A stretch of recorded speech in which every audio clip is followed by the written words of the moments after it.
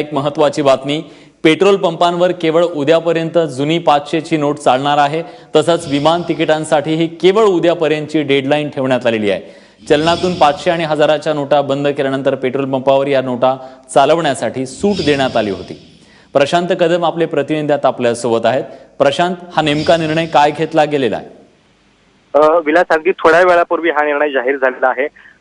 नोटबंदीनंतर ज्या ठिकाणी 500च्या जुन्या नोटा स्वीकारण्यासाठी सवलत देण्यात आलेली होती त्याच्यामध्ये पेट्रोल पंपांचाही समावेश होता आणि ही सवलत 15 डिसेंबर पर्यंत आधी जाहीर करण्यात आलेली होती। मात्र अचानक 13 दिवस आधीच, म्हणजे जवळपास 2 आठवड्याच्या आधीच ही मुदत जी आहे ती संपवण्यात आलेली आहे आणि उद्या मध्यरात्रीपर्यंतच पेट्रोल पंपावरती 500च्या जुन्या नोटा स्वीकारल्या जातील। 1000ची जुनी नोट जी आहे ती लोकव्यवहारामधून आधीच बंद करण्यात आलेली होती, कारण 1000ची नोट जी आहे जुनी ती फक्त बँकेमध्ये डिपॉझिट करण्यात येणार होती। मुळामध्ये हा निर्णय सरकारला याच्यासाठी घ्यावा लागलेला आहे कारण पेट्रोल कंपन्या ज्या आहेत त्या या सगळ्या व्यवहारामध्ये अतिशय मोठ्या प्रमाणात काळा बाजार करत होत्या आणि लोकांचा काळा पैसा जो त्यांच्याकडे लोकांचा जो पैसा त्यांच्याकडे जमा होता त्याचं त्या काळ्या पैशामध्ये रूपांतर करत होत्या आणि 25 ते 30% कमिशन घेतलं जात होतं। म्हणजे सरकारकडे जमा करताना हे पेट्रोल पंप चालक किंवा सगळ्या कंपन्या जुना पैसा जमा करत होते, मात्र लोकांच्याकडून पेट्रोल देताना देखील कमिशन घेत होते